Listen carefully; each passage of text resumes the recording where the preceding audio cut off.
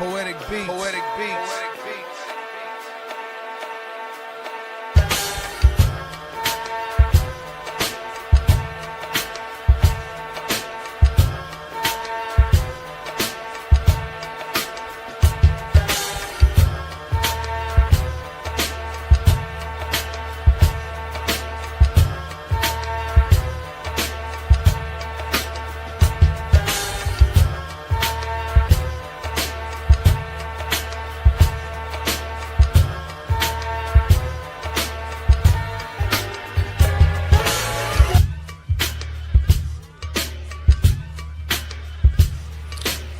This is First GenXers.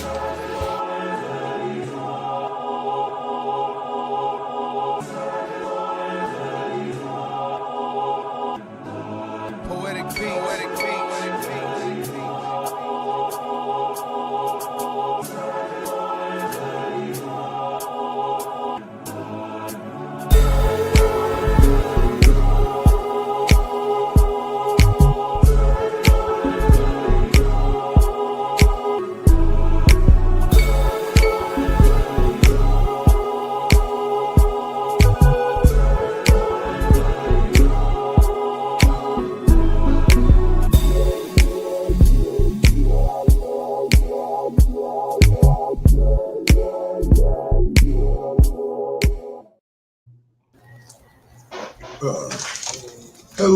Hello, y'all, and welcome to today's edition of Le Cheap Pop Podcast.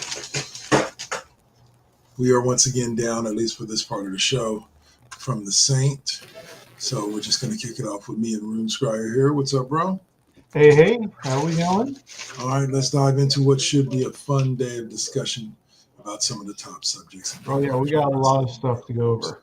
Why don't you go ahead and kick us off, bro? All right, so it's been a bad past couple weeks for Microsoft Xbox, as both Target and Costco are pulling Xbox stock off their shelves and will no longer be selling it. Well, we've got some bad news and some good news.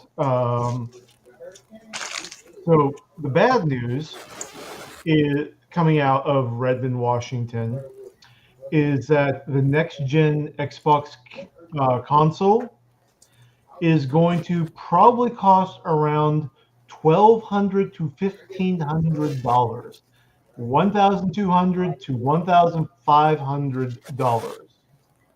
Okay, that's because of tariffs, trade uncertainty. But here's where the good news comes in. When we've been covering the Microsoft issues these past couple weeks, one question that's been on the mind is, how is Xbox going to compete with PlayStation at this point? Especially since now exclusives have essentially almost gone out the window, with the defining Xbox game Halo is coming to PlayStation. PlayStation exclusives are coming to Xbox, and back and forth. Yeah. Well, the rumor coming out. Oh, and also apparently, also coming out of Redmond is that Microsoft is demanding a 30% profit margin off of the Xbox division, where the industry average historically for profit margins for video game consoles is 17 to 22%.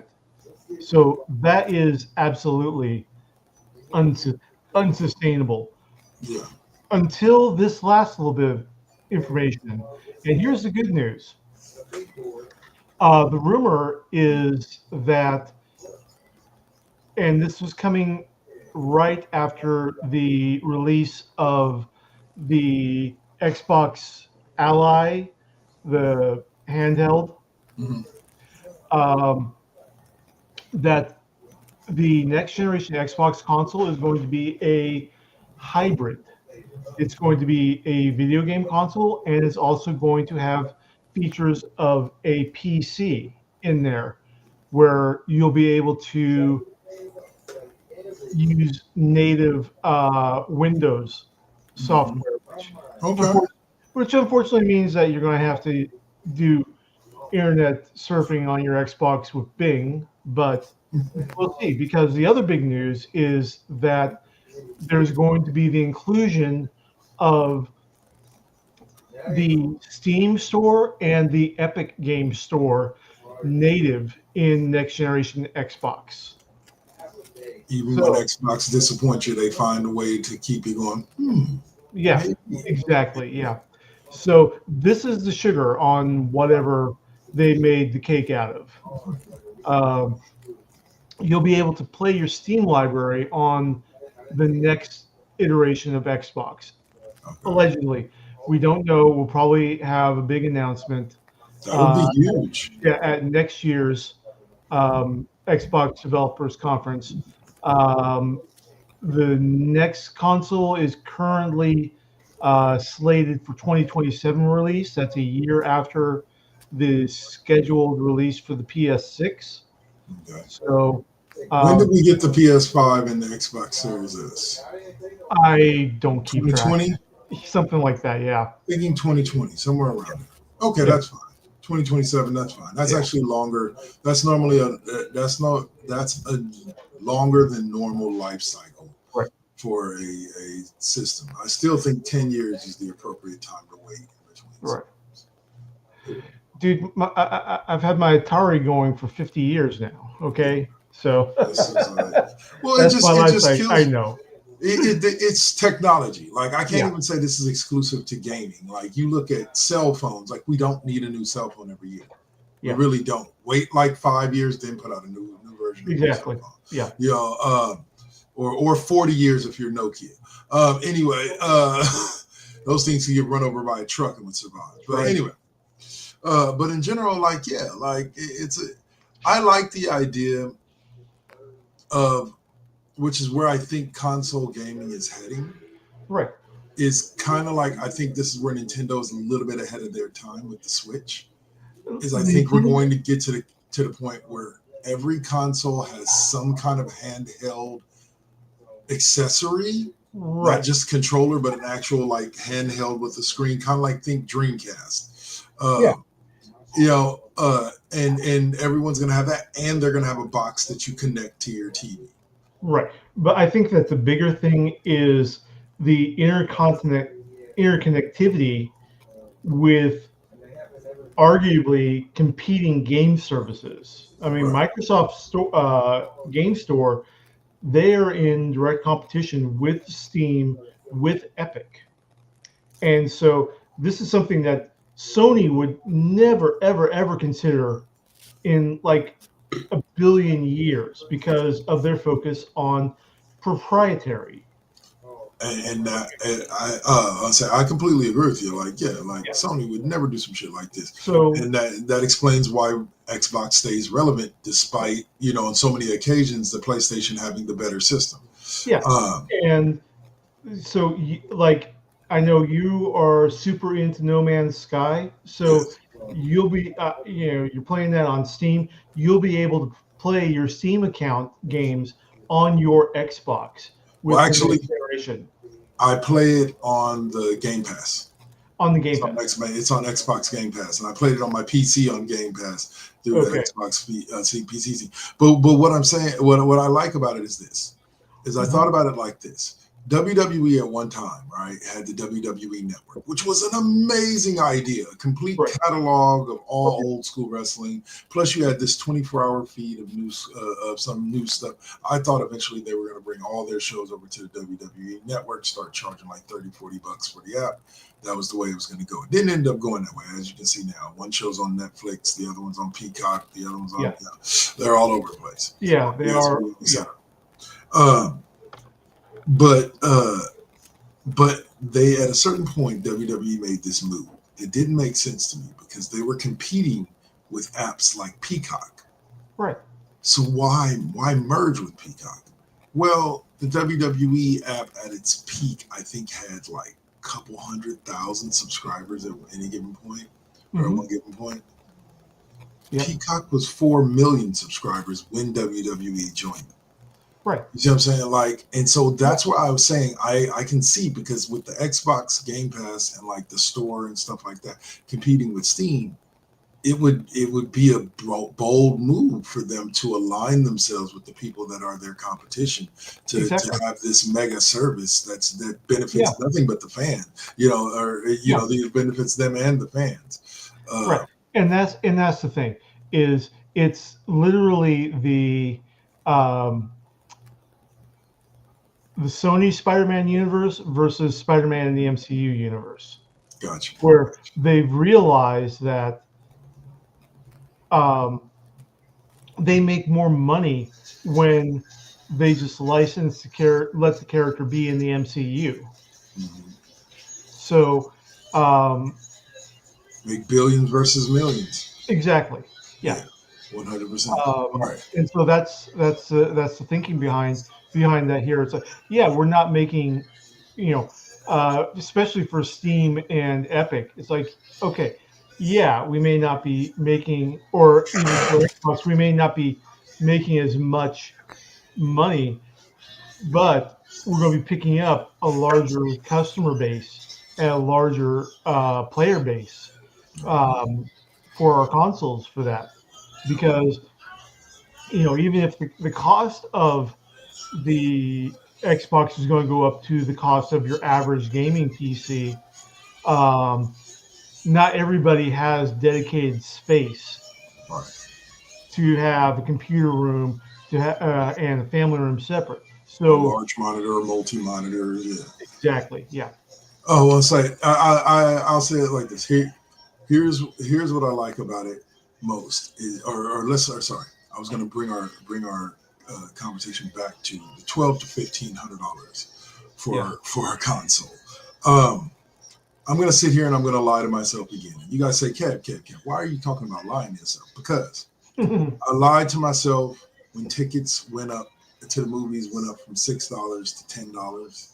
I lied to myself and said, if they ever get over $10, I'm not going back to the movies. Yeah. Yep. But I still go to the movies. And every now and then they've caught me paying $10, $15 for a ticket, because that's just what I got to pay in order to go see them. Yep. I'm just a lot more picky about what movies are. Well, I said at one time, back when I bought my original Xbox, that if consoles ever got up over $1,000, I was done. And then I bought my Xbox 360 and I paid almost $1,000 for it with all the accessories. Yep. Then there was my Xbox Series X, Series S and X. There's the Xbox One. Yep. Now we're sitting here where there's it's going to cost you $1,200 to $1,500, and I'm like, It's salesmanship 101. It's the cost benefit value. Yeah. Well, the thing about it is they've been inching up the cost on us all these years, and people still continue to find a way to pay for it. Right. So there's no real incentive for them to drop the prices. Old school. It's they may go to, I don't think that they will, but back in the 1940s and 50s, people were getting a new car every year, not buying it. Yeah. They just lease a new car, and that's how auto sales worked. Is that salesmen had their books, they knew who the customers were, they knew what they had, and say, hey, here's the new model that's coming out this year. You want to return your old car, we'll get you a deal on the new one. So keep you in the cycle. Yep, exactly. So Microsoft seems to have that down, and they seem to have a pretty loyal fan base, because even at that price tag, odds are good. If the console is slick enough, I'll probably And like I said, this is probably going to come out more in next year's game developer conference. Right now, we've just got the vaguest sketchings of what's going on, but I like what it's indicating. All right. So then our last hot topic. But real quick, before we jump into this hot topic, just give you a quick check and to think about it. Pop culture quiz question: in the 1974 film Chinatown, what real life Los Angeles historical event inspired the film's central conflict over water rights. I'll let you think about that. All right. So the next one is James Gunn is open to giving a fan favorite DC movie a sequel. Yeah. Yeah.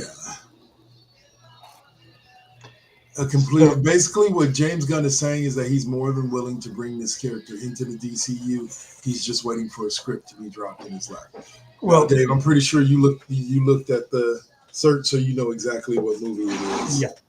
So we're talking about a sequel to Constantine. Yep, the original Constantine. 2005. Not Matt Ryan's Constantine. Nope. Keanu Reeves. So Gunn has discussed this with Keanu Reeves, but needs to have the screenplay. That is. Yep. So,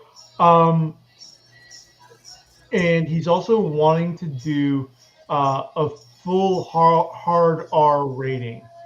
And the other thing about this is that this is going to be James Gunn embracing the concept of DC's Elseworlds. In other words, this is going to be parallel universe, separate from the main DC cinematic universe. That would be awesome. Yeah. So we will see how. I mean, I would love to see them develop this as DC Elseworlds, because I think that they missed a huge opportunity. Because if you remember back in the 90s, in the early 2000s, actually no, the later aughts is when it happened. Warner Brothers had the DC Vertigo imprint for some of their movies, for stuff like The Losers, Jonah Hex. Not great films, but great concepts. Hey man, don't speak bad on The Losers. That movie was good. I never read the comics. I just liked the movie because of the way that they shot it. It was real flashy, bang bang. Right. Yeah. That type stuff. Yeah. Yeah. But, but I mean, this could open up some absolutely spectacular live action films from the Elsewhere universe. I mean, Gotham by Gaslight, Speeding Bullet, where Superman's rocket crashes outside of Gotham and he gets adopted by the Waynes instead. And that's interesting. Superman and Batman being little brothers. Yeah. That's dope. Yeah. The Nail, where we see the DC universe without a Superman, because Martha and Jonathan got a flat tire and didn't make it to the rocket ship. So they didn't find baby Kal-El. They didn't raise him. There is no Superman. Wow. He died on Krypton, huh? No. We find out that he's alive. Oh. It's just he got adopted by an Amish Mennonite couple. So you've got adult Clark. Yeah. But as an Amish man. Yeah, as Amish. That's dope. We're just living our lives here. Nobody bothers us. We don't bother anybody else. Everything that's going on outside of the farm and outside of our community, that's on them. We don't have anything to deal with that. That's off the hook. All right. For time reasons, we'll move forward, and I'll ask you the question once again. You had a couple minutes to think about it when we talked about that. In Chinatown, what real-life Los Angeles historical event inspired the film's central conflict over water rights?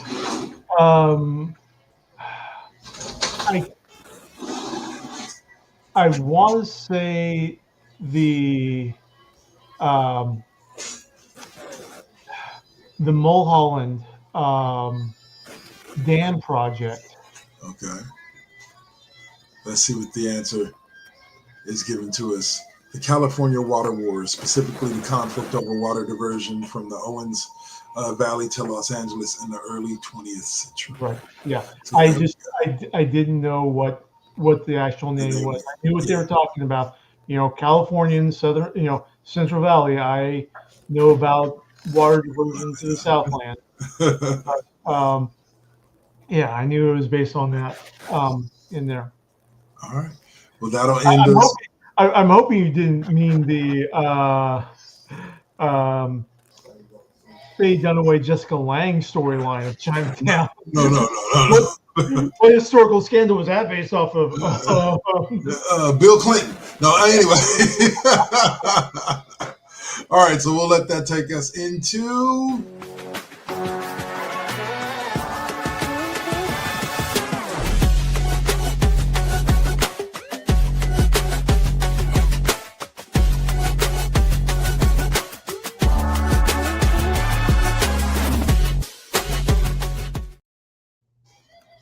Pop Culture Corner. So this time we will start out with the question as intended at the top of the segment. And that second question is, in the 1970s TV series, which 1970s TV series was the first to show a married couple sharing the same bed on network television? Something to think about. Historical moment there. All right. So, an underrated sci-fi movie is getting, from one of the best directors of all time, is getting a new stream film. Can you guess, or have you read the article? I've read the article, and it is Elysium. Neil Blomkamp, Matt Damon project with Matt Damon in that exo frame at the end. Very true, very true. Yep. It was good. Yeah. I think that Neil Blomkamp, he's a good director, but I think that he's got the M. Night Shyamalan career arc where he peaks and then he falls off, and then he's going to start coming back again. Well, let's hope. As long as, to me, M. Night Shyamalan could come back at any time. The man just has got to get. He's been back for a while now. I'm like, he's just got to get rid of the twist ending on every movie. Like, it works every now and then, but not on every movie. Devil? I mean, yeah. Last Airbender was the nadir for Shyamalan. Yeah. But Devil, that was absolutely fantastic for him coming back. And didn't Shyamalan do Unbreakable? Oh, yeah. Well, yeah. The Split. Yeah. And didn't he do those as well? Yeah. I mean, he did Split. That was absolutely fantastic. Oh, yeah. James McAvoy had his best ball. Oh, yeah. Best. All right. But yeah, so another acceptable answer from what I heard is it's not getting a series on Netflix, but Ready Player One is coming to Netflix as of November 1st as well. Yeah. But I don't think that's as big of a underrated sci-fi movie. From what I heard, that was universally panned. Yep. District 9. Do you remember that movie? Oh, yeah. Absolutely. Yeah. Fantastic. Yeah. That one's hitting Paramount Plus this month. Yeah. Speaking of what the hell happened to Sharkle Copley? I don't know. Last thing we saw him in was Murdoch in the A-Team, I think. Damn. Maybe he made. There are some people like Mayim Bielek. She did Blossom and walked away at the top of her game. Like once the show got canceled, walked away and got her degree in neurobiology, and now she's back on another successful series, or was back on another successful series with Big Bang Theory. And I think she's still doing some shows now, but I can't think of the name of them right now. But all right. Now here's another one that's going to grab you from Netflix. They're adapting one of the best graphic novels of all time, despite 4 failed attempts. They're adapting the critically acclaimed graphic novel Black Hole by Charles Burns for a new live-action series. The project has been given a straight-to-series order and will be directed by filmmaker James Showbrun, known for movies like We're All Going to the World's Fair and I Saw the TV Glow. Yep. I have not read Black Hole graphic novel. But published between 1995 and 2005. it's going to be kind of interesting because apparently 1970s Seattle tells the story of teenagers who contract the mysterious STD known as the bug that leads to develop grotesque physical mutations. Yeah. Yeah, that reminds me of that joke in Eddie Murphy's, pardon my vulgarness for anybody watching, Eddie Murphy's Delirious, where he talks about AIDS and he talks about what's going to happen next. The SCT just going to make it explode. And yeah. No, Yeah. Eddie, it's not going to make it explode. It's just going to make you grow a third arm. Yeah. Let's see. We'll see how that how that happens. Yes. Let's see. All right.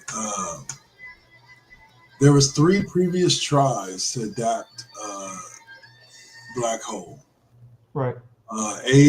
Alexandre Aja did it in 06 with something called, he was the high tension director was set to direct the film version with the screenplay by Roger Avery and Neil Gaiman, but the project fizzled.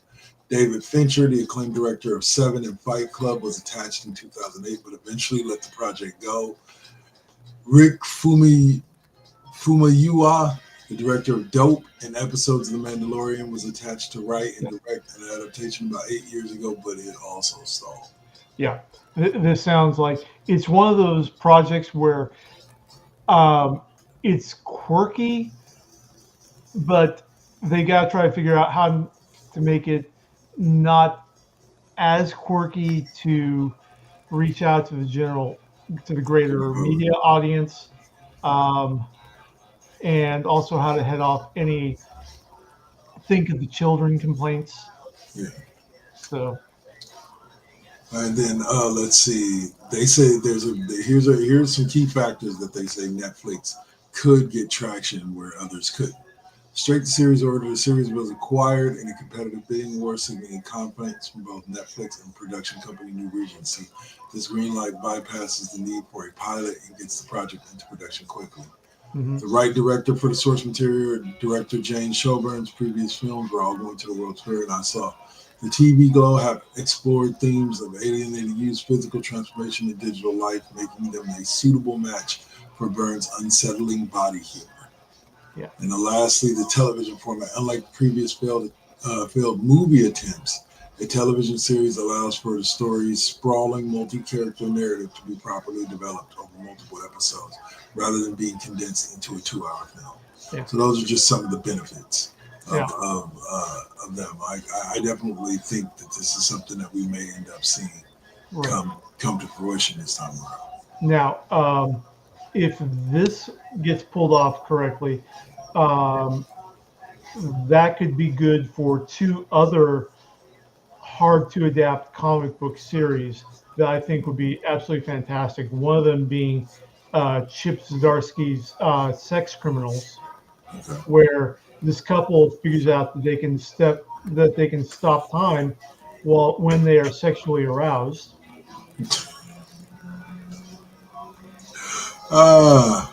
Reminds me of Ron Mahalf there. Yeah. And the other one is a series called Insects, with instead of SECT, it's SEXTS, and it's Victorian feminist body horror about a noblewoman and her lover who get supernaturally transformed. They get the ability to metamorphose into these giant insects.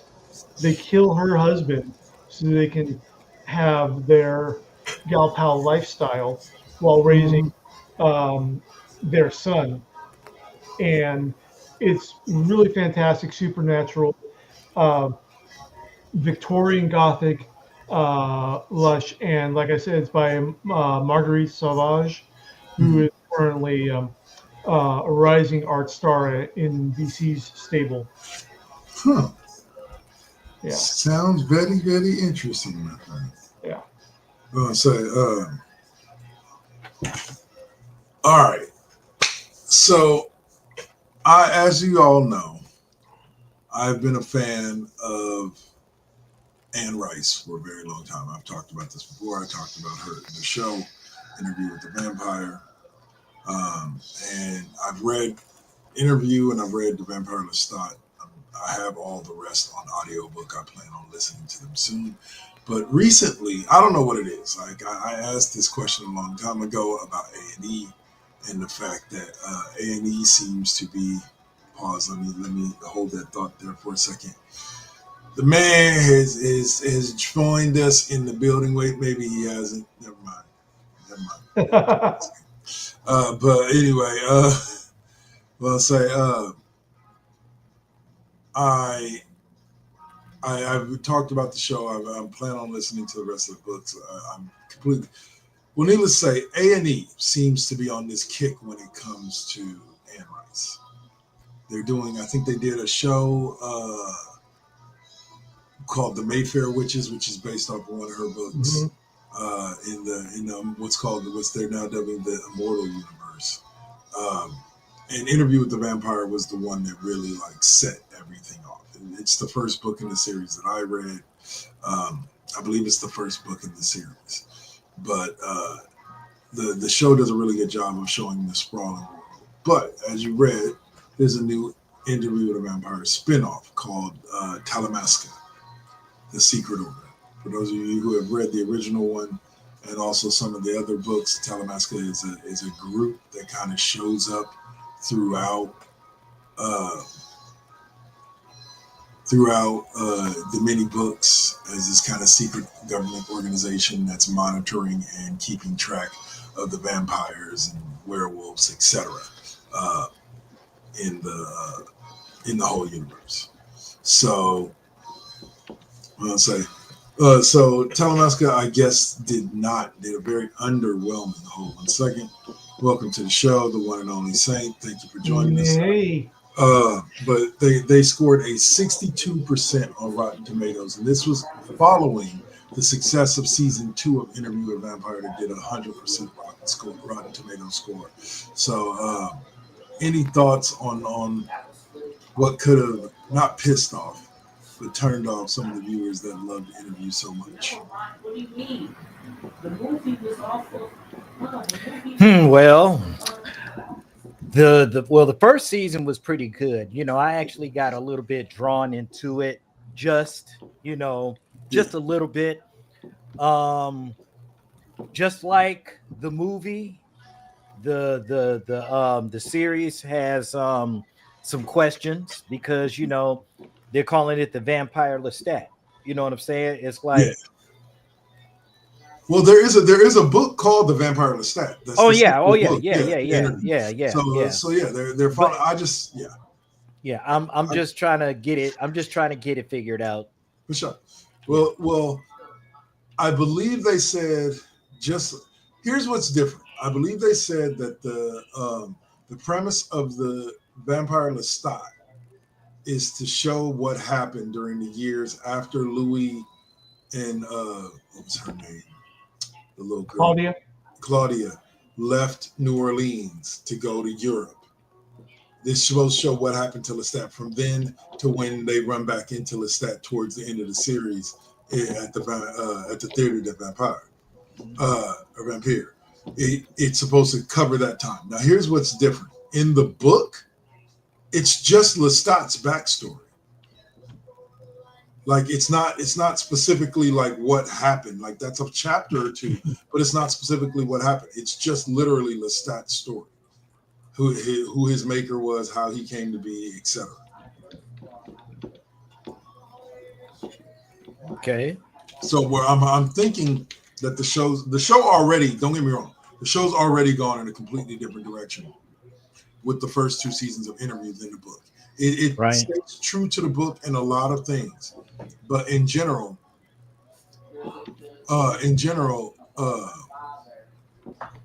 it stays true to the book in a lot of ways. But in general, they went their own way with it. But I explained this to Room Squire a few weeks ago when we were talking about some of the changes that they made from the book of Lestat, like not Lestat, but Louis being a black man in the South and Claudia being a black girl. Supposedly, according to Anne Rice herself, those are changes she had wanted to make in the original book, but didn't think that the audience would receive it too well if she did. So she made Louis. But Lestat, definitely the actor that played him, off the hook. But this new show, I've yet to check it out. I'll probably like it because normally once I like that style of storytelling, I happen to like just about anything that comes out with it. But evidently, the people didn't. So wait. Hold on. What's up? So you're saying that she wanted the characters. She wanted the characters to be. She originally different. wanted the character of Louis. I'm not sure if she said this about Claudia, but I know she said there in the original book she wanted the character Louis to be black. Okay. But she didn't think that would be well received at the time when she wrote the book. I'm thinking this is back in the 60s, maybe 50s.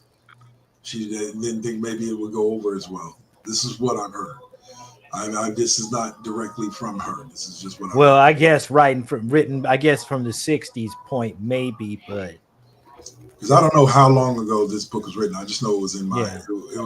Yeah. It was because I need answers. Yeah, I need Well, answers. I can see that, considering that Interview with the Vampire was published, I think, in the mid to late 70s, or whenever Stephen King really hit the market and booksellers or publishing houses were shouting for more horror content, or more highbrow horror content. So I can see that she may have wanted Louis to be black, and the publishers are saying, no, we can't do that. We need to appeal to a larger audience. And she would have had to have given in, considering that the only thing that she had published previous to that brought her to the attention of publishing was what was called the Sleeping Beauty Chronicles, which she wrote under a pen name. Gotcha. Which was Anne Rice doing medieval fantasy S&M play. Well, and Saint, just on the same point of that, there's also, like, if you've ever read the book, there's a lot of hinting at a kind of relationship between Lestat and Louis, but it's never outright said. Okay, if you remember reading the book, like they never kiss, like it's never, even in the original movie, it's definitely hinted at, but there's no, like, for sure. They, according to most of what I heard, what they did with the show, which was lean really into the fact that Louis and Armand, Louis and Lestat, these were gay couples, and they kind of leaned into that, but according to her, this was her original vision. This is what she saw it as. Right. And I still think Anne Rice vampires are better than anything out of that Twilight bitch shit. Anyway. Oh yeah, absolutely. I agree, but. But sorry, I can't deal with sparkle vampires. I just can't. No. I don't disagree with you there. And I'm glad my wife is still asleep so she can't hear me ragging about Twilight. And I'm glad my daughter's in her room. No, she made me watch all 4 of those films when we first started dating. Yep. But I watched them by accident. Yeah, I got her back by dragging her to an equal number of Marvel movies. Nice. Okay. I'd have made her watch the first 5 Star Treks, including Oh gosh, no, dude. All right. The first and the 5th one, that would be, oh my god, that's torture, bro. I actually like the first one now. I can. Oh, I love it too. But now that I understand more about the difficulties that they were having on set and in special effects, special effects weren't what they are today, were they? Nope. All right, so word has it that Welcome to Derry, I believe, television series, is not that scary. Yeah. I there's a review on slate.com, and it's Slate, so give it a grain of salt. But slate.com said the only thing that Welcome to Derry really does is destroy the legacy of Stephen King's greatest creation. Wow. Because apparently this is a precursor to the first time, if the cycle for it begins with the Losers Club in the whenever the updated timeline is, and then ends with them as adults in the modern time.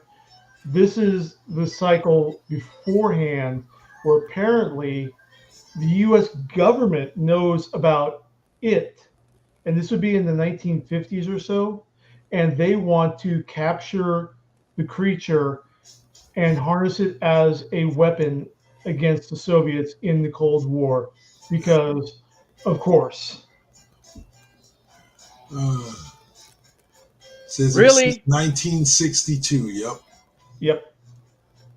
Really? Yep. Really. They want to use the. That's some.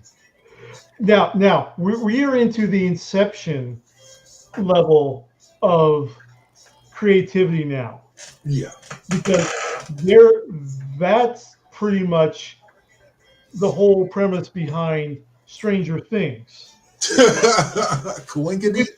Yeah, which was based off of it itself. So now we have it being modeled after Stranger Things, which was modeled after a pastiche of it. And then that takes place in the 80s too. In the 80s and the 90s. In Like Stranger Things, Jesus, yeah. like what it's like to me, it seems like it's monsters and government, aliens and shit like that, like XCOM and Declassified. Like what the fuck, bro? Yep. They get me with it every time, man. They call themselves the Decepticons. This doesn't raise any red flags for any of you? Oh my. Oh God. yeah. Oh wow. Yeah. Star S Scream. We had failed. Scream. That's a good one there. That is a good one. Oh man. All right, let's get back to the show. All right, y'all. So I don't know. Like, here's what's funny. It was scary to me when I was a kid, like 9, 10 years old. It was scary to me. And it was Tim Curry. Yeah, when it was Tim Curry. Like, that shit was terrifying. It hasn't been scary to me since my mid-20s. Like, I don't even want to say it was scary to me at that point. Like, I remember rewatching the movie. I remember rewatching The Exorcist and laughing my ass off at everything except for when that little girl comes down the stairs upside down. That shit's just nasty. I can't watch The Exorcist without cringing up at the Spinal Tap. Yeah. But did you watch the 2-part remake from a couple of years ago? Yeah. I did. Still didn't seem scary. Suspenseful. I thought it was a good job. Yeah. You know what I would love to see adapted into a movie now that the human brain is becoming more adapted to the 2+ hour movie is Stephen King's The Stand. It's been done as a mini series. I believe somebody horribly did it as a movie at one point before that. But I would love to see that done as let that shit go and let that shit get the next generation. Why? Bro, yeah, because look, The Stand. I mean, for what it is, but it's kind of like Salem's Lot. Okay, if you watch the original 70s, that was frightening as hell. Yeah, now that was some scary shit right there. Okay, and that was a made for TV. Yeah, and that's the other thing that was made for TV. But Salem's Lot and James Franciscus was scary as fuck. I mean, that's James Mason was scary as fuck. Okay, David Soul was the the penitent hero. You know what I'm saying? Yeah. But and Fred Willard was the asshole in that game, like that movie. Like, dude, that's right. Scary ain't scary no more, y'all. Scary ain't scary. Yeah, it just ain't. Not the way it used to be. Well, now, have you seen Sinners? Now that was scary. Yeah, that was mentally scary. It's kind of like Get Out. Yeah, like what the fuck? You go, oh my God, he's a black man in a white world. Anyway, all right, y'all. So we're gonna take a quick commercial break, or podcast promo break, as we like to call it around here, and we will get back to you in about 5 minutes. That's right, you heard me right. 5 minutes, right here on Le Cheap Pop Podcast on the First GenXers Broadcast Network. I'm gonna take a FIVE. Y'all got issues. Oh, let's get to that answer about the pop culture quiz question. Yeah. Which was, which 1970s TV series was the first to show a married couple sharing the same bed on network television? I'm going with Brady Bunch. Yeah, the Brady Bunch. But all right. The answer given to me was the Mary Tyler Moore Show. Very good. Though Bewitched and the Brady Bunch hinted at it earlier. Mary Tyler Moore was the first major network sitcom to depict a realistic modern. Actually, can I throw something else? What's that? I hate to say this, but the Munsters were the first couple to actually share a bed. Fair enough. Yeah. Possibly. History is a bitch, man. Yeah. I saw the clip many years ago when Florence Henderson even dispelled it herself. Yeah. Oh, and by the way, while we're waxing nostalgic, since we didn't get it to the top of the show, rest in peace to our favorite space mom, June Lockhart. Yeah. Died at 100. Wow. Yeah. And I met her a couple times at conventions, decades ago, and she was lovely, engaging, and absolutely as sweet as you could imagine she was from watching Lost in Space and Lassie. Well, it seemed, I've said this before on the show, and I say it again. My mom said to me a long time ago, you're getting old when your childhood starts to die. She didn't mean in a literal sense. She meant in this sense. Yep. I've watched so many people from my childhood pass away, some way too young, others just. Betty White didn't live long enough, and she lived damn near 100 years, if not more. Yep. Yeah. So, and she didn't live nearly long enough. Blessings to this world are rare like that. So, All right. Okay. What's up, Tony Bologna? Thank you for what's good? We appreciate you being out there. But we are about to, like I said, take that quick commercial break. We'll be back in 5. We pleading the 5th. And we will see y'all on the flip side. We've got what's that saying? Video games and SmackDown Alley coming up. Yeah. You're watching the Cheap Pop Podcast right here on Twitch. First GenXers. Peace.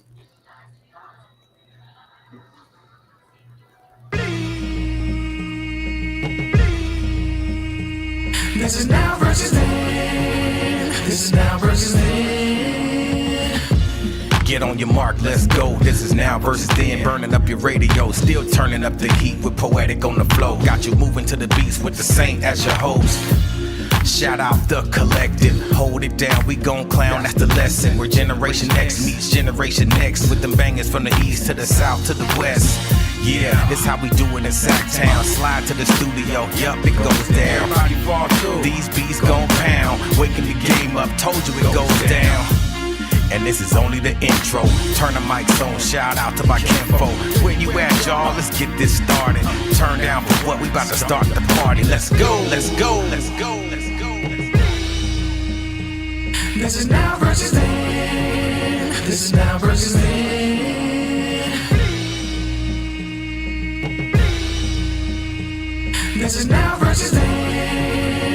is now versus then.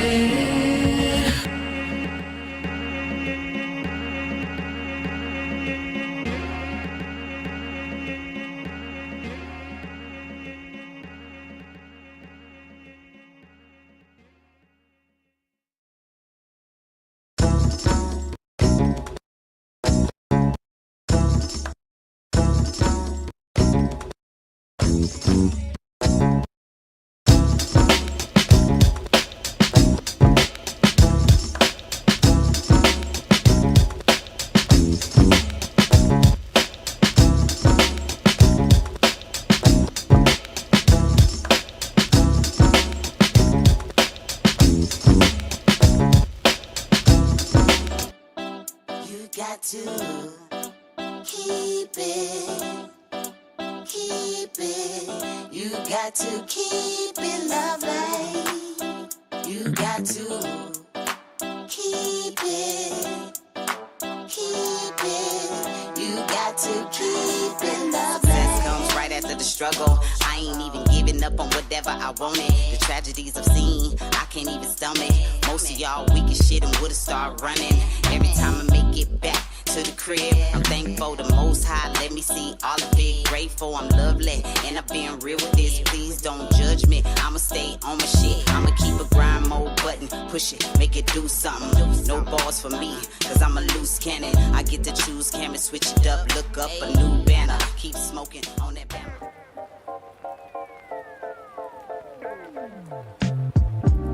So we're gonna get to talking some NBA free agency.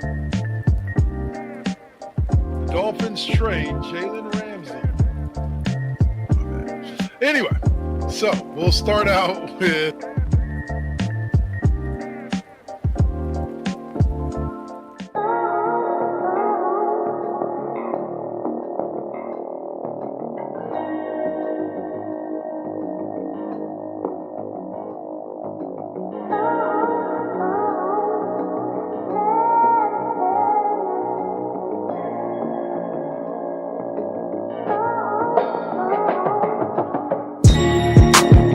They say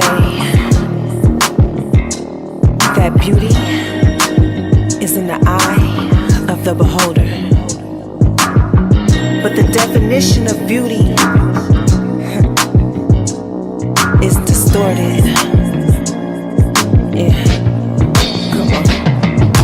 Searching for yourself, so insecure about the way you look, so you go to Miami. You can't find the love within yourself.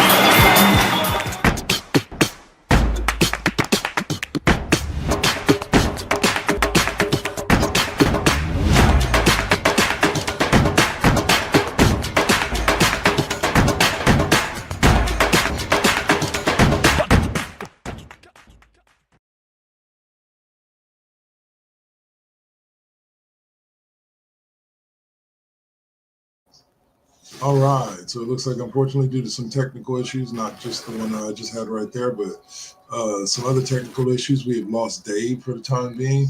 Hopefully, we'll get him back soon. All right. Okay. So, all right.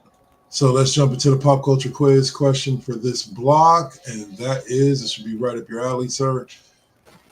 In the 1971 film A Clockwork Orange, what piece of classical music becomes Alex DeLarge's violent obsession and later his trigger for pain? Let you think about it for a few minutes. If you got the answer, go ahead and drop it in the comment section. Now let's jump into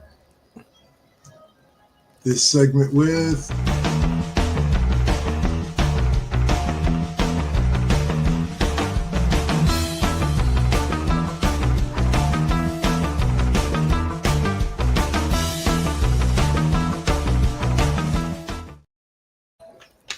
First of all, I gotta say, I like what you've done with the place. Like, yeah. Here, you know, I've been out like 2 weeks and like, what the fuck? Like, whoa. Okay. We got a new pop and look. I always try to update it every few months. We'll see. You should stick around after the show. I got some stuff to tell you about KD5P. Not quite ready to bring it to Twitch yet, but I'm going to be doing some different stuff with it on Live 365. I'll tell you about it. They can find out later. by listening.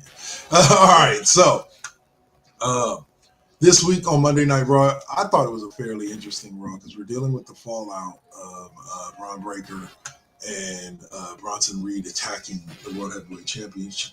Yeah, I got questions. I got questions with that. Like, what the hell was that? Well, do you want the kayfabe answer or do you want the non-kayfabe answer? Well, the non-kayfabe answer is always for me. It's always okay. So Seth is injured and is going to require surgery. So they had to find a way for him to drop the title. The word that what I've heard or read on most of the dirt sheets is that the plan was for Rollins to carry the World Heavyweight Championship, and then Braun and Bronson to hold the Tag Team Championships going into WrestleMania. And then Rollins to be facing Reigns one-on-one for the World Heavyweight Championship. But obviously that's not going to happen now, so they had to pivot and have Breaker and Reed turn on Seth Rollins now. But I like the idea of where they went with it, where Braun is really like the leader of it all. Like he's the one leading the charge. He hit the first spear. He basically looked at Bronson Reed and said, "Look, dog, either you with me or you not." And Bronson showed his allegiance to an extent. And he told Paul Heyman, either you're with me or you're in my way. And Paul said, "Yo, I ain't trying to be in your way." And raised their hands. I think there will be a turn by some point. I think Dave mentioned this last week by Paul Heyman on Braun and Braun, but we'll see. But for right now, I don't know. I don't know. Yeah. What's he going to do? Come back? What's he going to do? Come back to the tribal chief? Highly unlikely. Doubt it. Yeah.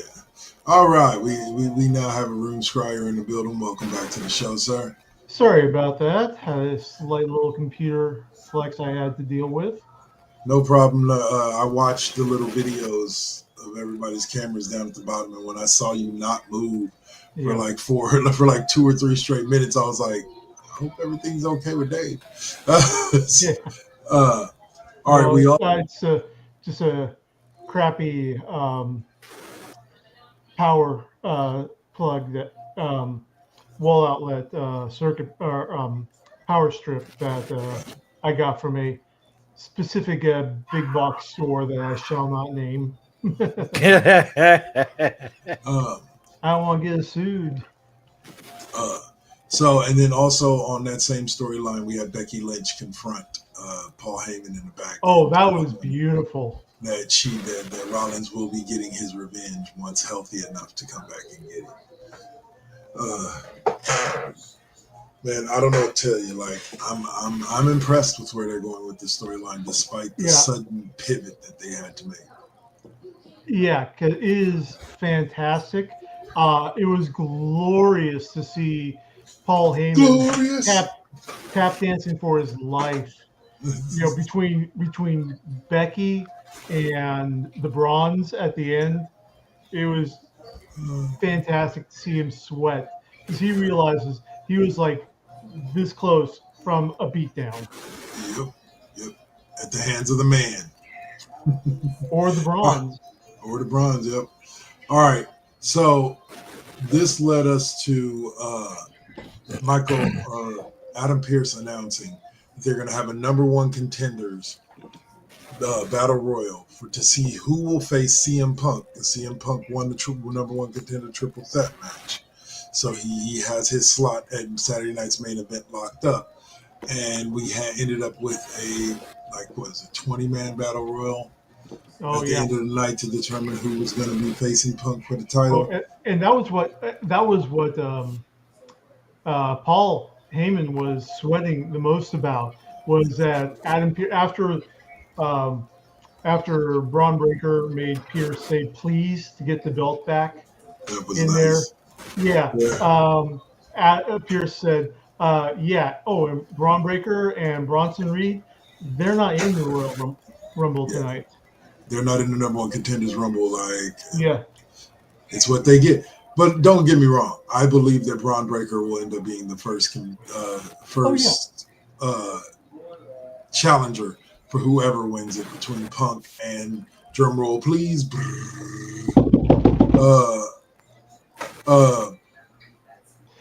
Jay Uso. Hit my music. Yeah, that was a fantastic ending last night. Fantastic Royal Rumble match. Great storylines in the ring and out of the ring. Really furthers everything. I was hoping that AJ Styles would pull it out, just because I'd like to see AJ Styles get one last title run before he retires. But he's already a champion. He's just not a world champion, which he'll probably get. He's tag team with Dragon Lee.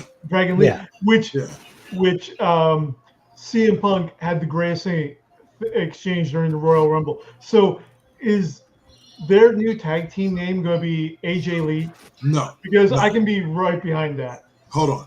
That comes from a backstage segment that aired after they won the tag team titles, where Dragon Lee and AJ Styles are talking to each other, and they're going back and forth about a new name. And Dragon Lee goes, "I got it," and he's like, "What?" He goes, "AJ Lee," and then AJ Styles looks up and goes, "Nah, I don't really like that one.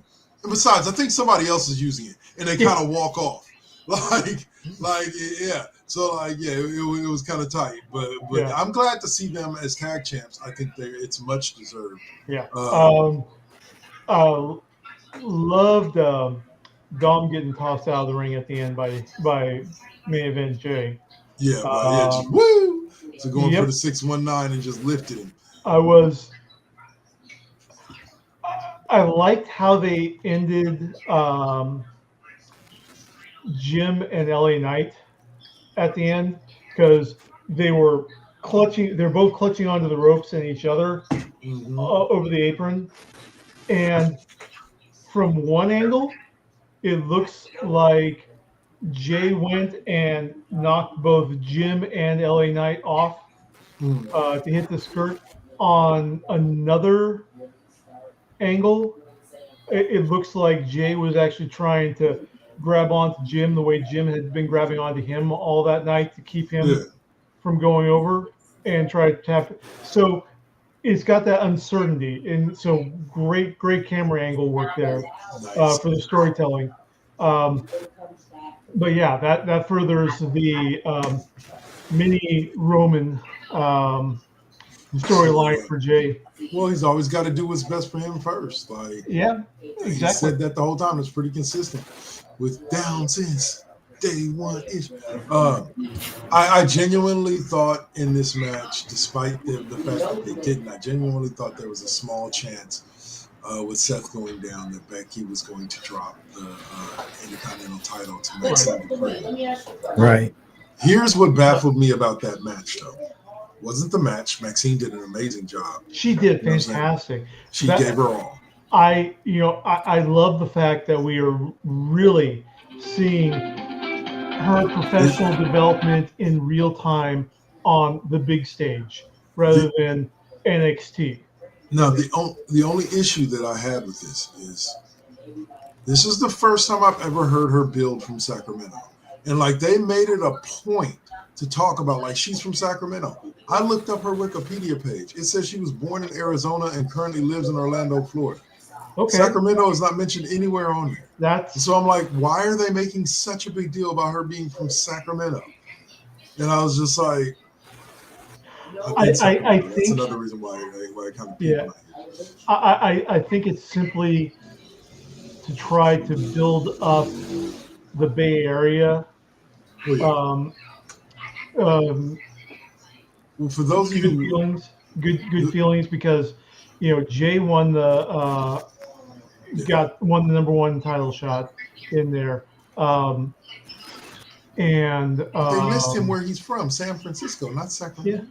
It's just the Bay Area. Look, you're 90 miles out in the boondocks of the Bay Area, but you're still Bay Area. Some would argue that. Yeah. People will argue that, bro. Yeah, but I've said it for a lot. but there are people that would argue that. But anyway, but I didn't see. I thought she was going to get the win. I'm glad she didn't, but like I said, she put up. I just didn't. I know like the way that they did it though. Yes. Where because it does further Becky's personal storylines in there. Very much so. Yeah, and also furthers Maxine, helps build her up a little bit more. More credibility. Sad to see, it was good to see Otis and Tozawa at the Royal Rumble. Sad they got tossed out pretty easily in there. I was impressed at watching Otis and Ivar go at each other for a couple exchanges in there because I mean these are two huge guys and they're both also very uber acrobatic. Yeah. In there. So that was. WWE's always been good at finding people like that. People like Samoa Joe, people that are bigger guys, but are definitely very athletic. Very, very athletic. Yeah. Dirty Dom lived up to his name yet again. Yeah. And beating Rusev. CM Punk on Dom was like, no, Dom is the one person I don't want to face. At Saturday night. They call him Dirty Dom, right? Dom, because he doesn't wash his tights. I don't know, man. I kind of like, to me, he's kind of like right now the one you love to hate because but I will give you this much. He's athletic in his own right. You know what I'm saying? Yeah. And, Dirty Dom, because he should be really carrying the name Mysterio, but right now, because he's not wearing the mask. He's the first Mysterio to ever hold the AAA Mega Championship and the Intercontinental Championship. Yep. True. But he still ain't got no mask, man. He calls himself King of the Mysterios. Yeah. Right, bro. Yeah. He's actually worn a mask to a couple of matches. He just takes it off. Yeah. He's done. Yeah. He's worn his uncle's mask, is it? Yeah, the one with the question mark on. Yeah, when he went to when he wrestled for the AAA Mega Championship. Yeah. Let's see. We also had the return of the one and only Nikki Bella. Yeah. Save of beating down Stephanie Becker. Yeah, after Stephanie really handled Roxanne Perez very well. Lots of great pinning combo exchanges between the two of them. It's exactly what I was expecting from both of them. They both got to shine in there, and La Primera came out on top again, and then got jumped by Roxanne and Raquel. Yeah. And then here comes Nikki Bella to save the day. I have to say this. Why does Raquel Rodriguez and Rhea Ripley make every other girl on the roster look like mini, but neither one of them is over 5'11"? Like I want to say Rhea Ripley's like 5'11", Raquel Rodriguez is like 5'10". Yeah. But when they stand next to the other female superstars, like Charlotte Flair is like 5'9", 5'10". Yeah. If that, no, she looks tall though. But she looks like she's like 6'3" standing next to Alexa Bliss. Like it just baffles me because it's the same thing with Raquel Rodriguez. She gets in there and she gets next to these girls and it's like, wow, she looks like a giant. But if I stood up next to her, I'd be like 4 inches taller than her. Like I'd be looking down at her. Like, but then again, I'm abnormally tall. Yeah. So and Bailey went back to the manic part of her manic depressive cycle. So. And she's all excited about an announcement next week for her and Lyra. And Lyra, no. Just tell me now. Don't surprise me. Just tell me now. Let me know what I can expect. Well, then it wouldn't be so much of a surprise, would it, silly? I think I know what one of those. I think I know what that surprise is, and we'll talk about it when we talk about SmackDown. Okay. Well, say if it is what I think it is, based on the tweet that Bailey sent out, and what the response was to it. Well, like I said, we'll get to that with SmackDown. But in general, I thought Raw was a strong show this week. Like, it was a good show building up to the next PLE, which is Saturday night's main event on Peacock next Saturday. This Saturday, actually. This Saturday. Yeah, this Saturday. Coming Saturday. Yeah. And their big match will be CM Punk versus Jey Uso for the World Heavyweight title. I'm genuinely thinking that this is just going to be Punk's run because I think because if not for Rollins, this Punk would currently be World Heavyweight champ. Yeah, So, I think that this is kind of, it's like, Seth cashing Money in the Bank in made sense from a story point, but the fans are not feeling it. Seth is out for an interim amount of time. Let's give the championship back to Punk. well, yeah, because and I think the match is going to be great. Jey Uso should be amazing. Yeah, but I expect Punk to go over either via being screwed over, Jay being screwed over by Jimmy, which is a possibility, or I think we're going to get interference from the Bronze. We'll see. Yeah, That could lay You out think so? I think so. Yeah. All right, so we're gonna. I think that they're kind of pissed off, and we'll see how tomorrow night goes for them in the backstage of the Vision's locker room. See Paul Heyman do a little bit more tap dancing to try to keep the Gorillas under control. We'll see. All right. So as y'all know, every Friday night after every Monday night, there is the SmackDown show for which this segment is named after. And we had a great United States title match that we'll kick off with between Ilya Dragunov and Aleister Black. I'm going to say it now to all y'all haters out there calling Aleister Black and Zelina Vega the knockoff Karrion Kross and Scarlett. Stop. Who said that? Oh, but bro, it's all over the internet. Just check Twitter. Wait a minute. He's the knockoff of Aleister Black is the knockoff of Karrion Kross. Like, what the fuck? Well, no, that's what I'm saying. Oh, no, I'm sorry. Or Karrion Kross is the knockoff from Aleister Black. Here's my thing. I don't think they have a similar enough gimmick to call them both knockoffs. They're just big dudes with tattoos. And but they have kind of different gimmicks in how they handle themselves in ring and as far as outside of the ring. Yeah. But in general, I like it. I like the new look. I kind of wish they hadn't put him in a championship match so early through running this gimmick, because losing those type of matches does devalue the character just a small bit. But you're not having Dragunov give up the belt 1 week after coming back and winning it. Sorry. Now it still was a 3+ match. Go on.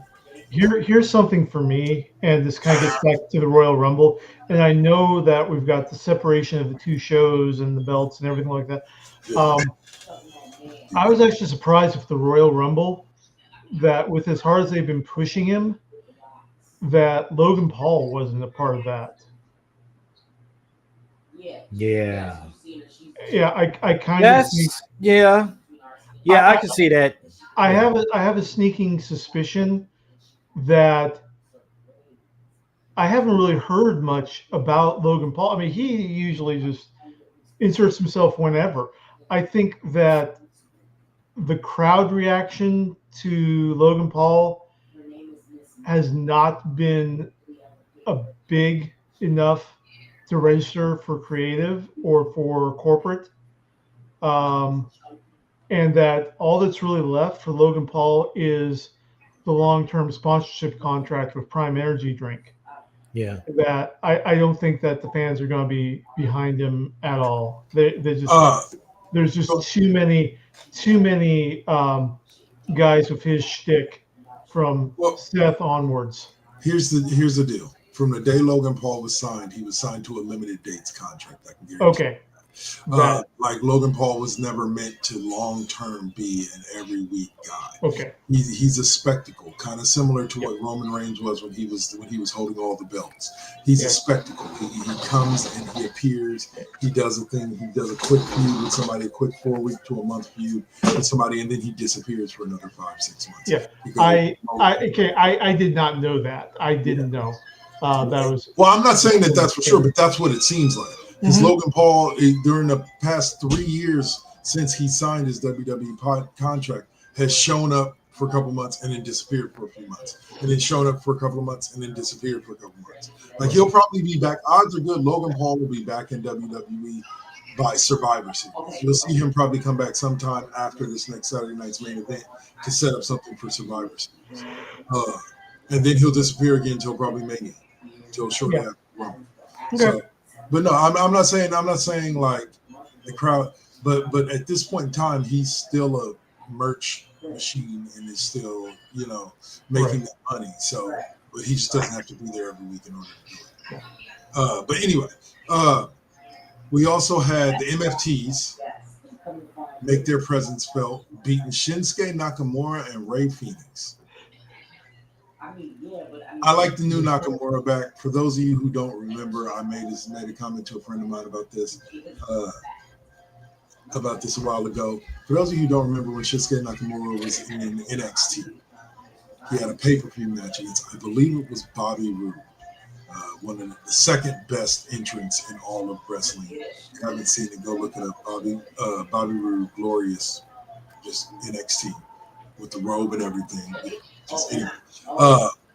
But it was a special one that was being done for the pay-per-view. And so, for those of you who don't know Shinsuke Nakamura's music, it's the right violin. They used the guy who was popular on YouTube at the time, named the Mad Violinist. Like, just had mad skills. And they had him basically play the entire intro. Yeah, he did that thing on his thing. I want to see that one last time because I know Shinsuke's probably retiring just like AJ Styles, probably within the next couple of years. I want to say Shinsuke's already close to 50. So he'll probably be retiring within the next couple of years. So I would love to see them bring him back for one last entrance because it was still to this day stands out to me as one of the sickest entrances I've ever seen in professional wrestling, short of the old Undertaker entrances every WrestleMania that I look forward to. The Druids,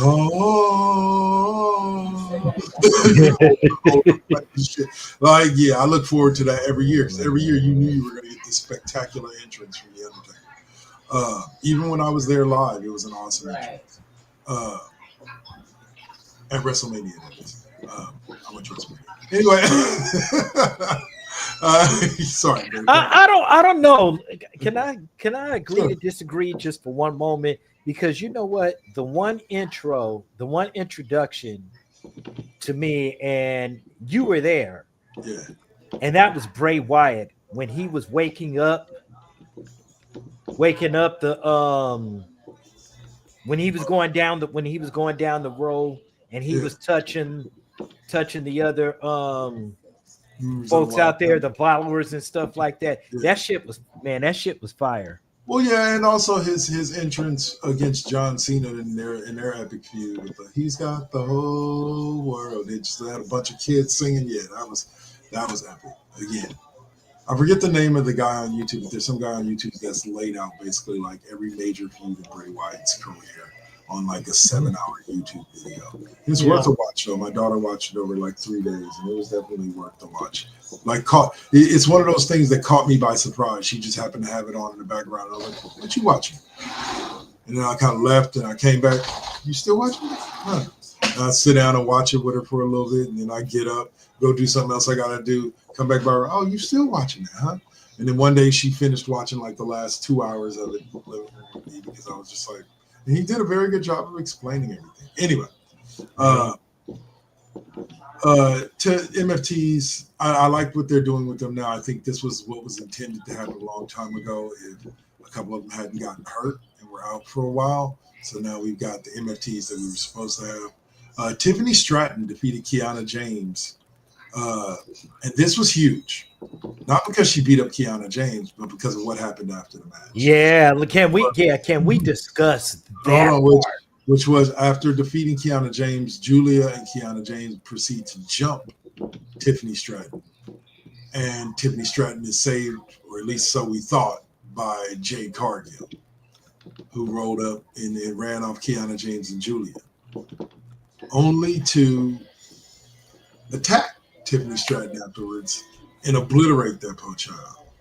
And they now Oh. actually have a match at Saturday night's main event for the WWE Women's Championship. Yeah, if there is a word that's more, there's more, I guess, more heavier than obliterate, then we need to find that, because she did more than obliterator. Like, it was, oh Jesus. I couldn't watch. Like she was a child of God. Like, she wasn't even a child of God, bro. Like, she beat her. No, I was gonna say she beat her like Stewie did Brian in that one Family Guy episode. Where my money? Where my money? Oh man! All right. Oh man, I still can't watch that episode, especially when he starts hitting them with the golf club. I'm like, ooh, oh Lord. where's my money? Where's my money? Does Wayne Brady have to choke a bitch? That was, yes. Chappelle Show, classic. All right, so last match of the night that took place was Drew McIntyre taking on Jimmy Uso in a no disqualification match, because Jimmy came looking for blood after thinking that Drew McIntyre attacked Jacob Fatu to get out of his number one contenders match with him. Mm-hmm. And Jimmy gave it a valiant try, as Jimmy always does. Yeah. But Jimmy was left looking at the lights after a Claymore again. So, and from what I've heard, the social media was Naomi getting on social media. It's like, yo, anyone want to surrogate this baby for a little bit? I got someone's ass to go kick. Shit, like it's gonna be insane. I think the Drew McIntyre versus Cody Rhodes match is going to be insane. I still think it should have been Jacob Fatu versus Cody Rhodes. That's just me. I think that would have been a bigger match. But here we are with Drew and Cody giving us a hell of a feud. Cody wearing his super suit last week. He had a Drew for a little bit. He said the super suit. Oh, man. Damn, man. Well, might as well just gone ahead, threw on a fucking cape. Bro. I can't remember the last time I saw a champion come in his street clothes and kick somebody's ass. Like Stone Cold dressed in street clothes, whether he was wrestling or not, jeans and a t-shirt. Yeah, like, it's different between wrestling in jeans and a t-shirt and wrestling in a specially feeded, business attire. Okay. I mean, that is kind of cool, because if you get your ass kicked by somebody in a power suit, you deserve to get beat down. That's like the end episode of Justice League Unlimited, the animated series, where Darkseid is invading and winning and everything, and then Luthor pops back in dressed in his business. It's like, sorry, I'm late. I had to go put on my power suit. Power suit. Maybe that's where they got it from. Power suit. All right. So that'll do it for us for Wrestling Talk for this week. We got to get to these video games. We got a stacked of stuff to talk about here. So we're going to get back to that pop culture quiz question. In the 1971 film Clockwork Orange, what piece of classical music becomes Alex DeLarge's violent obsession and later his trigger for pain? That would be the lovely Ludwig van. And I believe it's the Ninth Symphony. Symphony number 9. Yeah. There you go. One for Dave. Works for me. All right. Now we go into Tech Tinker's favorite part of the show and our final segment of the show. Well, not final. Whatever.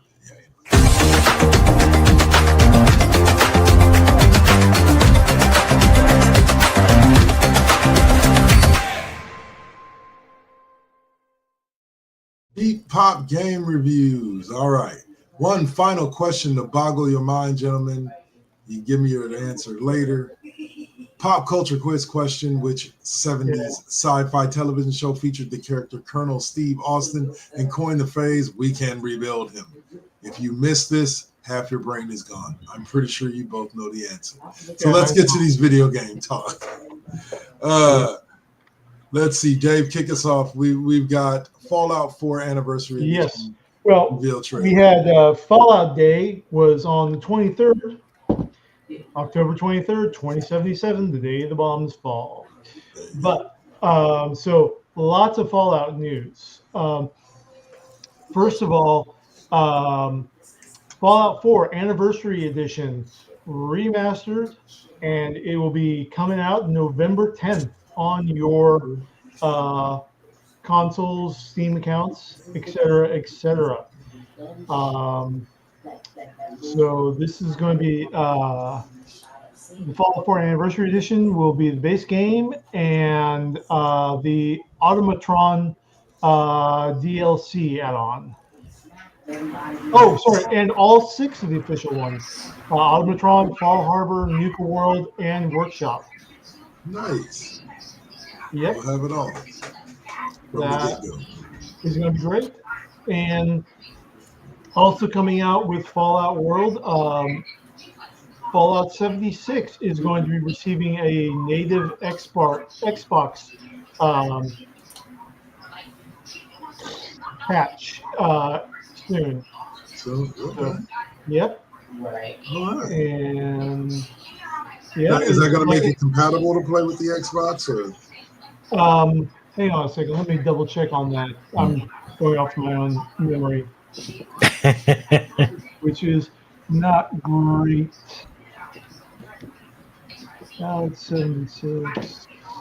Oh no, she's a narc. Your son. She's a plant. She's a plant. Something ain't right. Okay.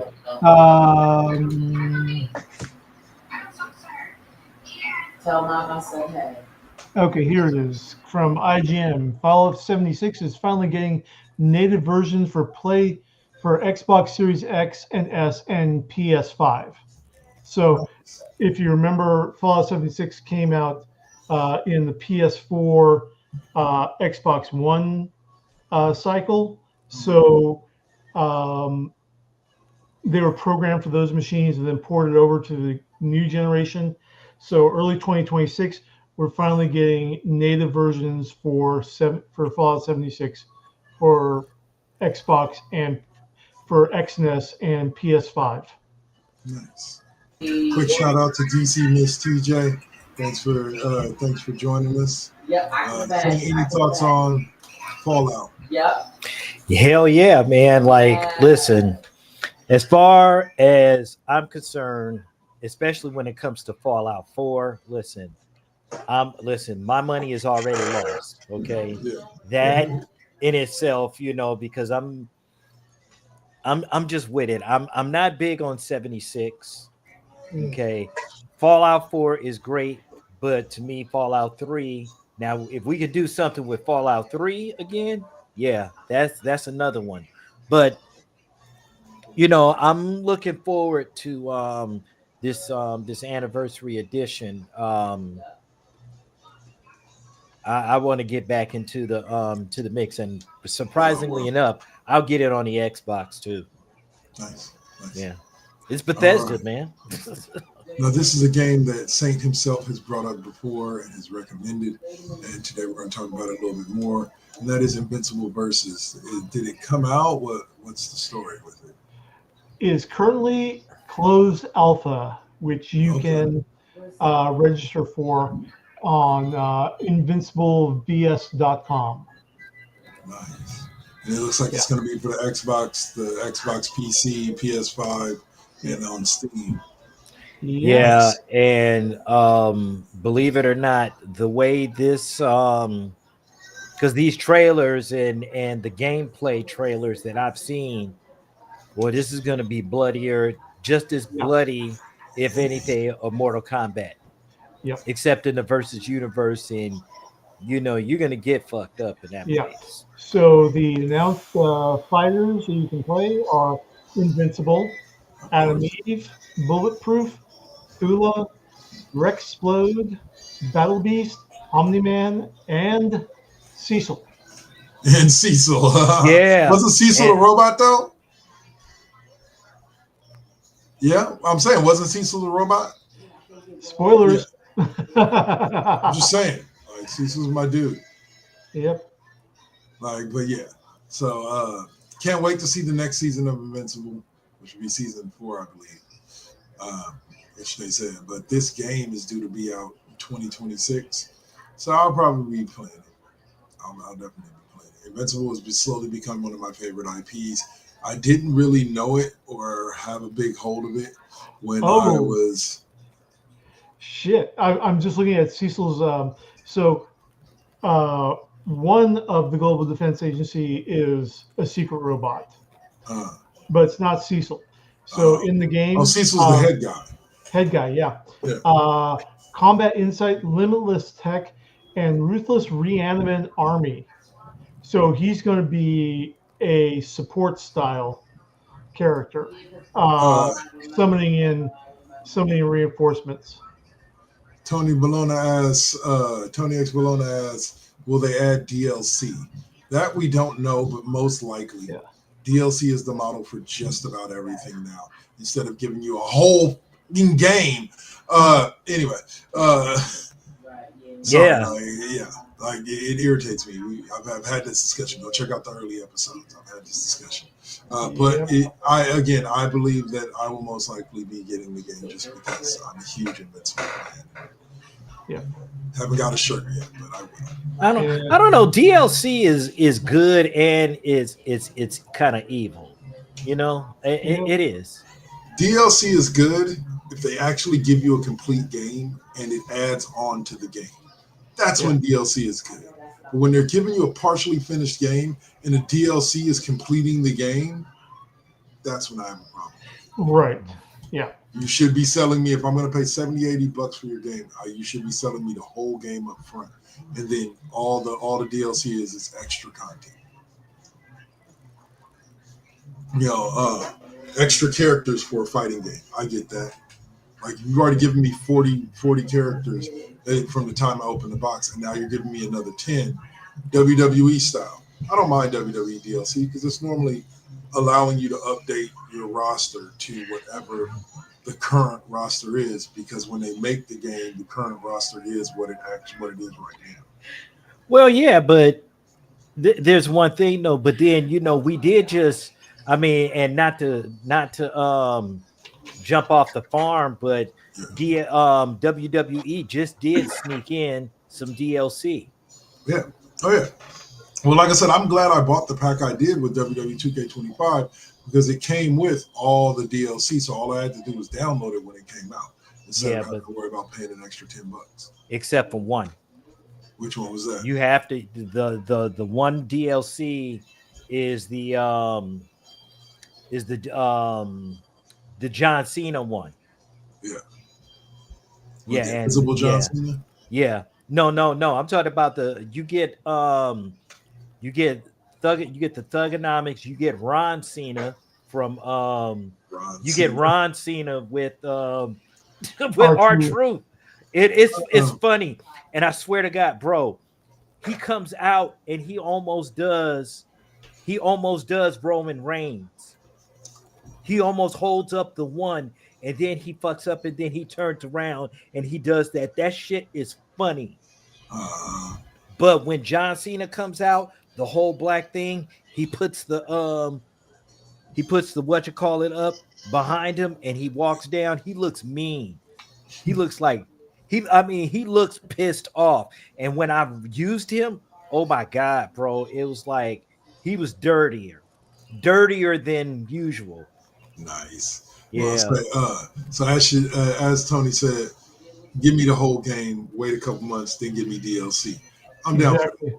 Yeah. I'm down for that. But again, give me the like I said, the key point to that statement is give me the whole game initially. These systems are too powerful for you to be giving me half a games. You're giving me rushed games. Take as long as you need to finish the game. Just make it a good game. I'm more than willing to wait. So anyway, all right, Dave, this is another story from you. You're gonna have to let us know what's going on here. But Counter-Strike player economy is in a multi-billion-dollar free for all. Explain it to me. Yes. Okay, so Counter-Strike, everyone's favorite proto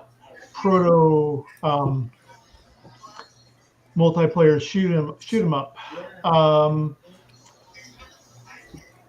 What happened is that the way that the upper tier items are distributed and acquired had a radical change.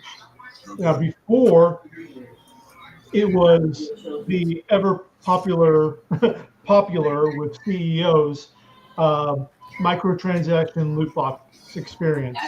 In other words, you spend in-game currency to get a key to open up a box that may or may not have an item that you want. With people grinding for keys, grinding for in-game currency, grinding for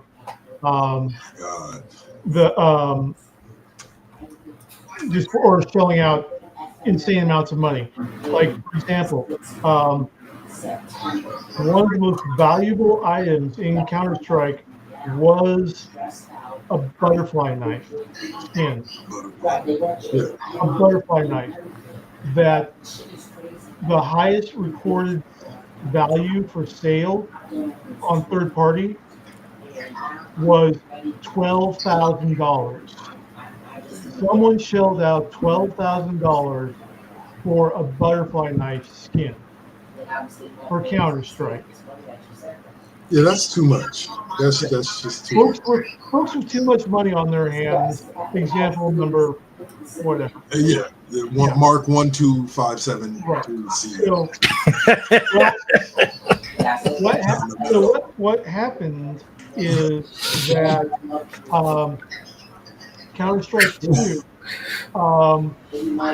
basically changed the way that these skins are gotten.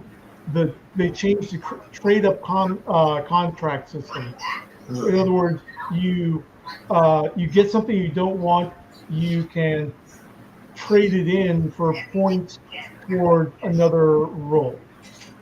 So update allows players to trade 5 covert red tier skins for guaranteed gold tier items such as knife or gloves.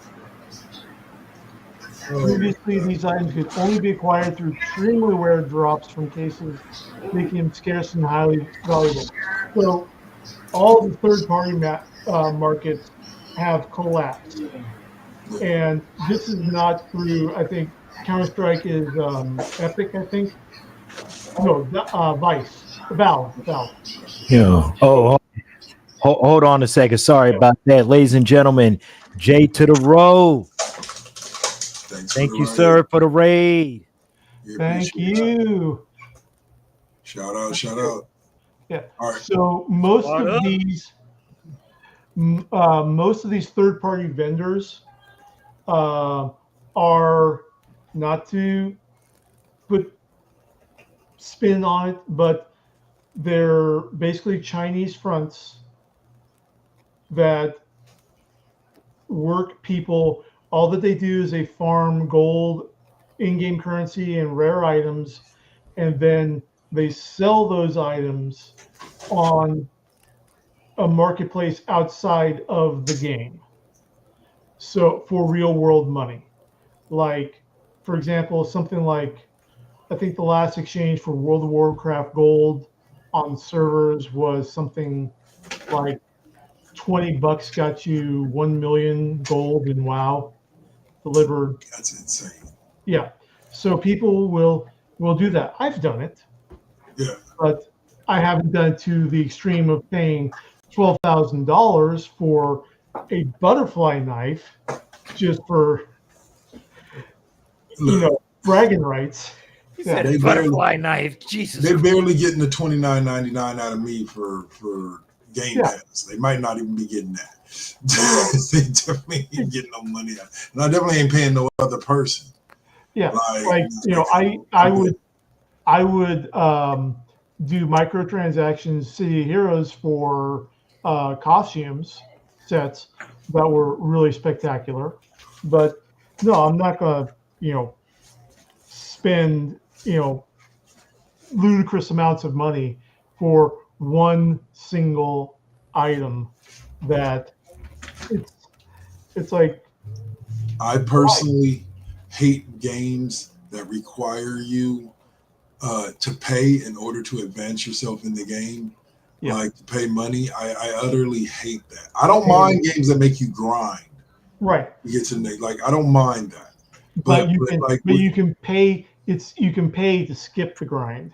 Yeah, but not necessarily that you can pay to skip the grind, but once you get to a certain point in the grind, it's like, well, you need this specific item to make it past this, and if you don't have it, like, yeah, but we'll sell, but the only way you can get it is to buy it from us for $5.99. Like, no. If this is what I need to get through the game, then this should be just a part of the game, something I can grind and go get. So, just to give you what the impact on the prices,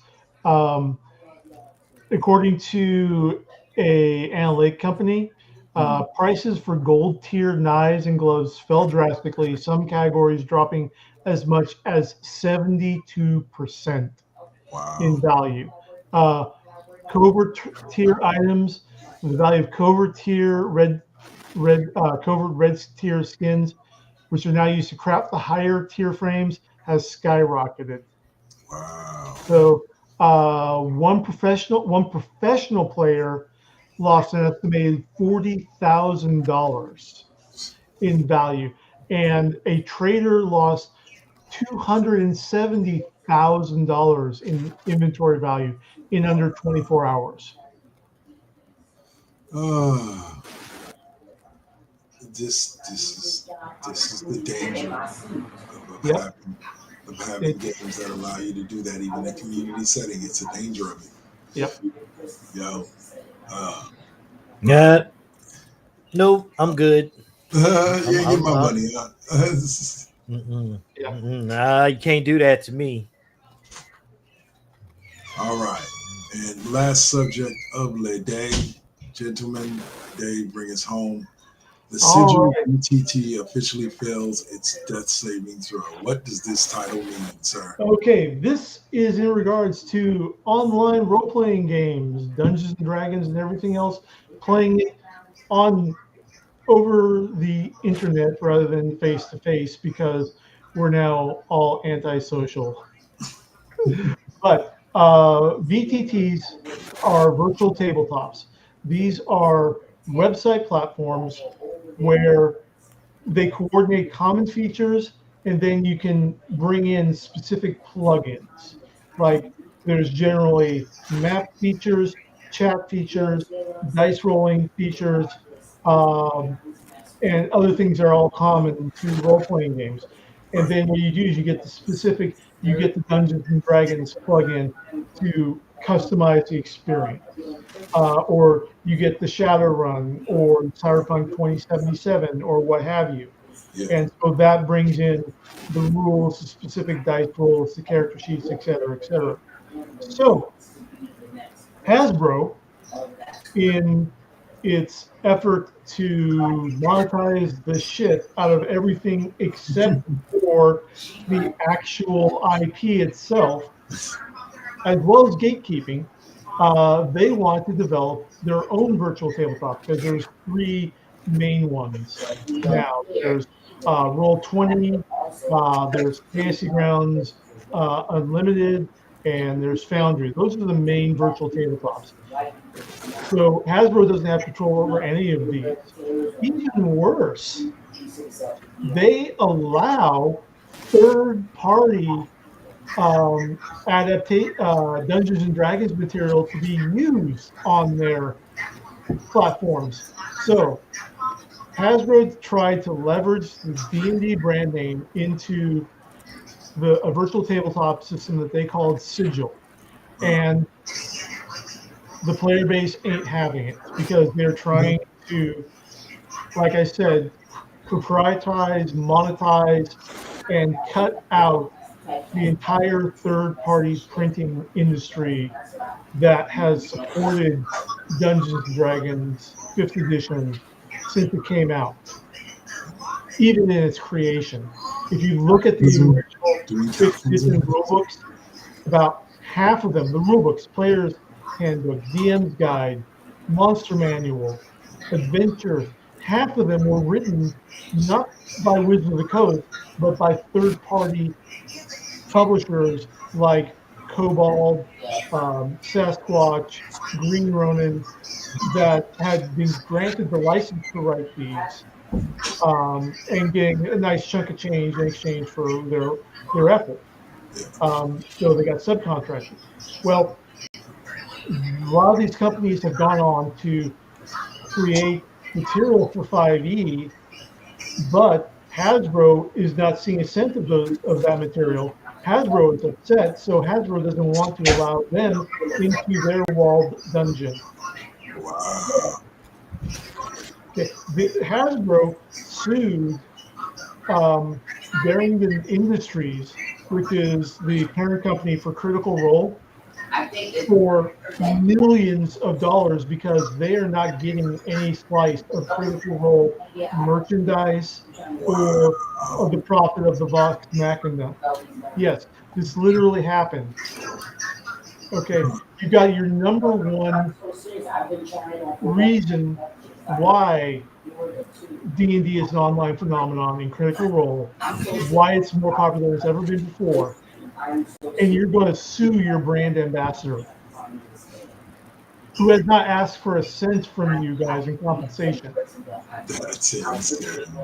Yes. Yeah. Now, That's not cool. so this is more, this is more same shit, different day from the Hasbro C-suite. It was a project that really only benefited the bottom line and wasn't going to benefit the players. And the players are like, Hasbro is still dealing with the fact that it's like, no, you have to buy the new edition of Dungeons and Dragons. No, I don't.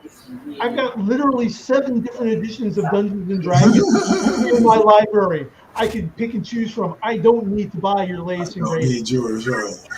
I don't need you. Okay. But if you want all the new rules, No, I don't. So I've already got rules coming out my feet. what's up, Kitty Bradshaw? Thanks for tapping in. Hey, Kitty, how you doing? How you doing? While we're on the subject of Dungeons and Dragons, a rare bright spot from Wizards of the Coast. There's a social media post that just hit a couple days ago, where everyone's favorite Hollywood superstar D&D nerd, Joe Manganiello. Yes. He's even made appearances on The Big Bang Theory. The dude who chose Dungeons and Dragons and his curated wine cellar game room over being married to Sofia Vergara. Oh my goodness. That's how committed the dude is. Okay. But he was at Wizards of the Coast headquarters up in, they're not in Seattle proper. They may actually be in Redmond, same as Microsoft. Yeah. He was photographed at Wizards of the Coast headquarters with legendary TSR D&D creators Tracy Hickman and Margaret White, better known in gaming fandom as the creators of the Dragonlance world. Right on. And they are teasing a project. Joe has said he's tried to attach himself to a live-action Dragonlance project for easily since the pandemic hit. Wow. Okay. And Hasbro has been completely, for whatever reason, reluctant to tap into their wealth. They literally have at least 100 printed novels in their library related to Dungeons and Dragons, with multiple popular series like Dragonlance, like the Drizzt, the Ranger stories, and they have not wanted to monetize these at all. By we got as good as Honor Amongst Thieves were. It was mid compared to what they had already written, already at their disposal, all ready to go, and that the fans have been clamoring for literal decades. So the photograph that was shared sparking new rumors that there is going to be a live-action Dragonlance project coming, and to be announced relatively soon. What's funny is you said Dragonlance, and it brought my memory back to another book that I read during the same time that I discovered Interview with a Vampire, which was a book called Dragon Riders of Pain. Right. By Anne Oh my McCabe. God. Yeah, That's been like 8, Yeah. man. Ooh, that's kind of that's been in development hell for longer than we've been alive, gentlemen. Really? They've been wanting to do that for that long, huh? Yeah. Yeah. I am not exaggerating by much, and it just never keeps coming together. It's Somebody in Hollywood make it happen. Yeah, Dragon Riders and Elf Quests are the two major fantasy IPs that just can't seem to get something going for them. Despite fan demand. After so many years, we got Wheel of Time. And Jamil was happy about that. So Did maybe we? Yeah, and no. Jamil was like, yeah, he was the first. He was the first. He expressed his dislike. He's like, what the fuck is this? Like, they're not. I mean, he listen. He pointed that shit out to me, and the shit was hilarious. I was out after the first episode when my favorite character in Wheel of Time, Perrin, who's already going to spend the series dealing with a lot of mental instability from, oh crap, I've got wolves in my head now. Yeah, let's heap some more emotional trauma on him by giving him a wife that he never had and having her die horribly in front of him. Oh my God. That's no, I'm good. Okay. That's DC Comics. That's Maxwell Lord shooting Ted Cord in the head level of beat up on the sympathetic guy. That's insane. All right, gentlemen. Just real quick, ladies and gentlemen, for you guys out there that are doing the retro games, please check out Double Dragon Revive. It is decent.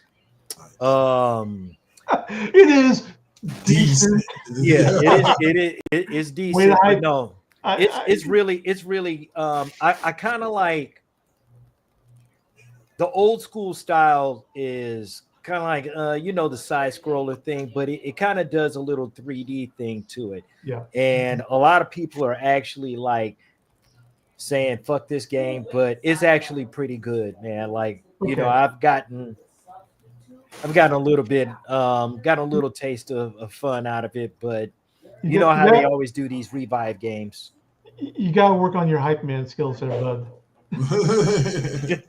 No, I have never been the hype dude. You know what I'm saying? I'm cool, calm, and collected. I'm the cool asshole in this crew. Come on now. All right, gentlemen. So let's probe those brains one more time. Yeah. 70s sci-fi television show featured a character by the name of Colonel Steve Austin and coined the phrase "We can rebuild him." This is you, the $6 million man. Come on now. Based on the book Cyborg. Based on the book Cyborg. That is correct. And that answer and win for you guys will take.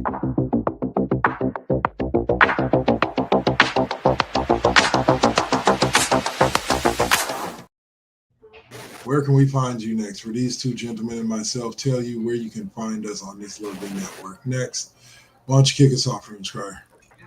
Okay, I will be back on night shift tonight, Pacific, midnight Pacific, till whenever I start falling asleep again.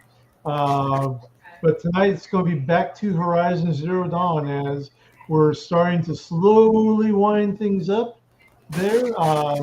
I'm probably going to be finished with it definitely by the end of the year. Might be done with it by the end of November. We'll see. All right. Saint, or Agent K28, where can we find you next? I will be doing a little something tonight, just something real short, because there's some songs out there that I need to drop.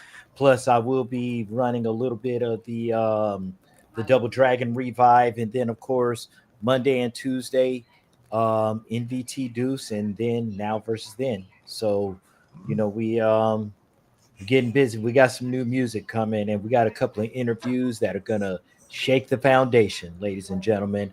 Watch us. Yeah. There you go. There you go. Me, as usual, you can catch me later on tonight and on the classroom with the one and only O'Malley. It is Suave's week off. So join us for what should be a good time. O'Malley always brings it, not only with the serious sports talk, but also with the ha-ha funnies.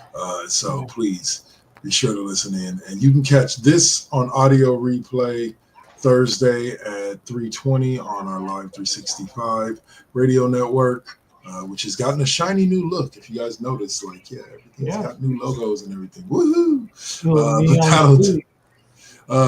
I'll say, you rating us out, sir? Yes, I am. We got to send you to Ronzi. So Ronzi, man. Now, speaking of raids, Saint, did you find out who all raided me last night? Because I did not. And I listen. I was not on sleep hour time. Yeah, I got like 2 or 3 raids last night from different people, and I'm just trying to remember who they were because I want to give. I know some were regular, some were new. We got some new subscriptions out of it. So if you rated us Saturday night during night shift while I was in Fallout 76's Appalachia, we appreciate the hell out of you. I apologize for not remembering who we owe in there. I don't control the analytics of the Twitch. That's gentleman in the center. So we will get you guys your credit due, and we will hit you guys back up because we love our extended family. Yeah, we do. Have a great evening yourself. All right. Bradshaw. Appreciate you. No doubt. Peace. That